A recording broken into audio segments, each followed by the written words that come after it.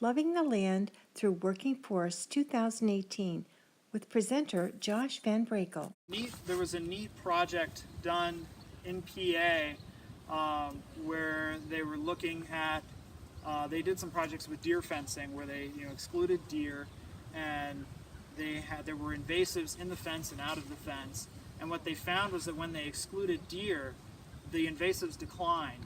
And even like one of the invasives they tracked was garlic mustard, which garlic mustard, if you've ever dealt with garlic mustard, it's like, don't deal with garlic mustard. Like that's my management advice on garlic mustard is don't even try. Because it grows like crazy and it's everywhere and you're not going to do much to it. It went extinct in the fence plots because the other plant, the native plants, outcompeted it to the point where it went extinct. So just dealing with the deer issue can really help the invasive situation. If you've been totally taken over by Oriental bittersweet and Japanese barberry and honeysuckle, yeah, you're still going to need to do control, but they aren't necessarily the death sentence that we often assume them to be if you can reduce that deer pressure. One of the ways that they deal with the deer pressure here, because quite frankly, you could shoot and shoot and shoot deer on this property, and they're still going to have deer coming in from neighboring properties. Deer range over a single deer will range over 500, 600 acres. So they're going to be moving around, they're going to be moving through this property. One of the ways that they have dealt with that on this property is, again, by doing those frequent light entries, they are basically seeking to overwhelm the deer. In other words, to get so much regrowth coming up that they can't eat it all, and at least some of it gets above the reach of the deer. And something you'll notice if you do look carefully at the understory, and in particular I was noticing the stump sprouts have quite a bit of deer browse on them. So there's definitely deer pressure here, there's definitely browse going on here, but because of the management that they're doing here, that number is manageable. You're not going for zero deer, just like you're not going for zero invasives. What you're going for is to try to reduce the impact that they have. And so that combination of hunting, lighter interventions, more frequent interventions can certainly help with that. So how many of you cut your own firewood or have firewood cut on your property?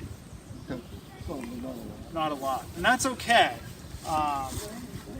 The reason why I bring up firewood cutting is that is a really potent management tool, and I feel like it's underappreciated, because when you go out with your saw to cut firewood, you can be doing forest management, and it's not, say, a huge timber set, but your choice of, do I cut this tree or this tree? Do I leave this tree or this tree? Those choices added up year on year on year can make a big difference in the quality of your forest after, say, 10, 15, 20 years of doing that. And so, really thinking about why am I cutting this tree for firewood versus this tree, and not just being like, oh, awesome, it's an oak. Oak burns great. Let's cut that one. Or going, oh, that one's nice and perfectly straight. That'll be easier to buck up. Let's cut that one. Those decisions, they make sense in terms of like ease of labor for bucking it up for firewood, but from a forest health standpoint, those can be the wrong trees to take. An example of it. Let's say you have a nice cherry. Cutting some of the trees that compete with that cherry will give that cherry more room to grow. It can produce more mast, becomes an even better wildlife tree, at the same time that you're also getting the firewood issue. The kind of thing that as a forester makes me absolutely cringe and say, no, absolutely don't do this. Those types of cuts tend to lead that stuff, because they go, that tree's not worth anything, don't cut it. But it's a really good wildlife tree. So you're doing this terrible, god-awful thing for the forest, but you're also still leaving a really good wildlife tree. Whereas traditional good forestry might go, well, that tree, it's never going to be worth anything.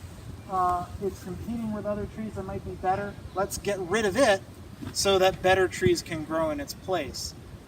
But then you're removing a really nice wildlife tree, a really nice cavity tree.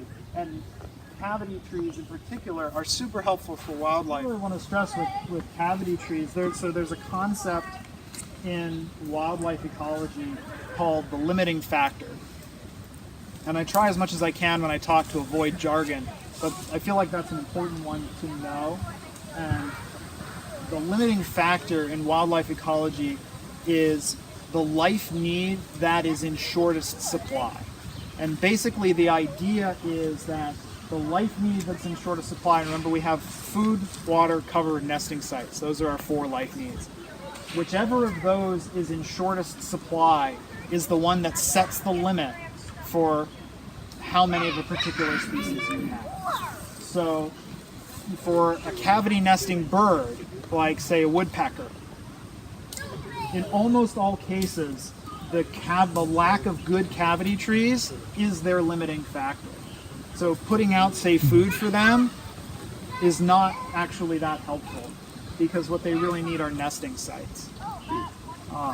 And so, doing what you can on your property to identify cavity trees and protect cavity trees.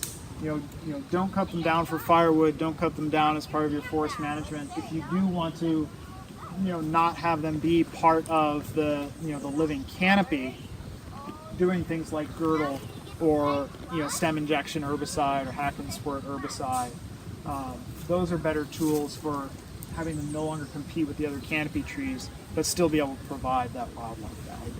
Where water can be an issue for wildlife is in the quality of that water.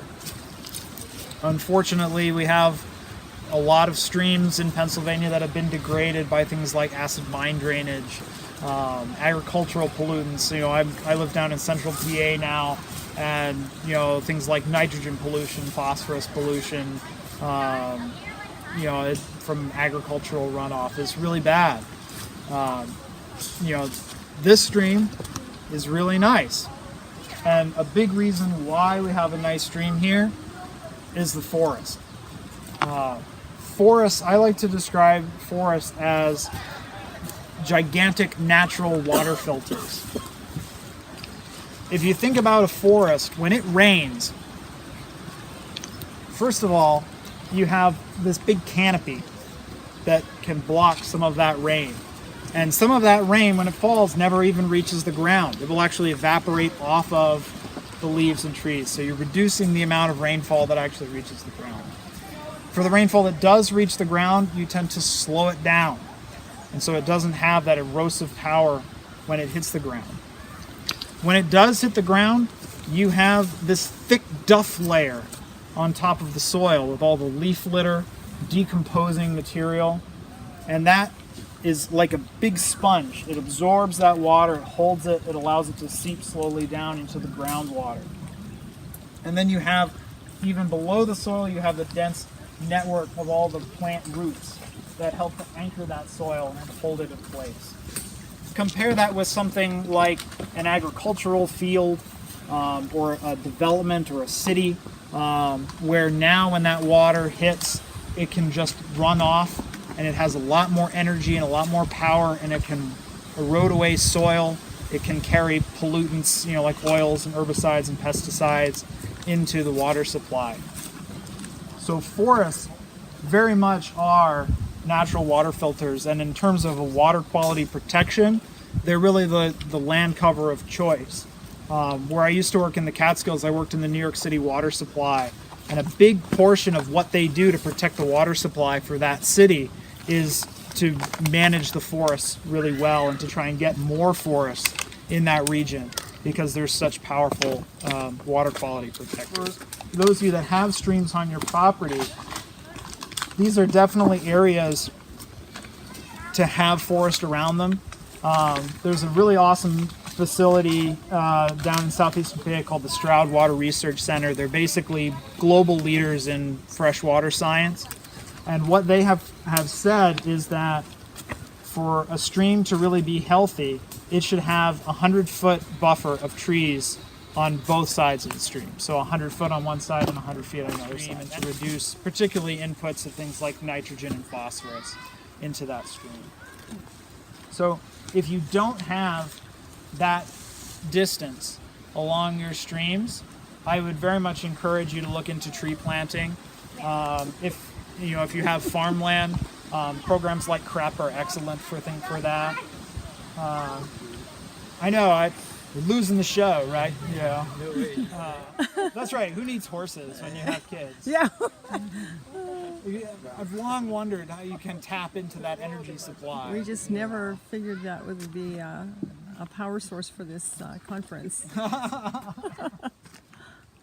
So if you don't have trees along your stream, or you don't have much of a buffer along your stream, certainly look into Getting different children. tree planting programs. There are a lot of programs out that can help with that, help with figuring out what to plant and to get them in the ground. This is very much an area to really try to emphasize that green wall type of concept.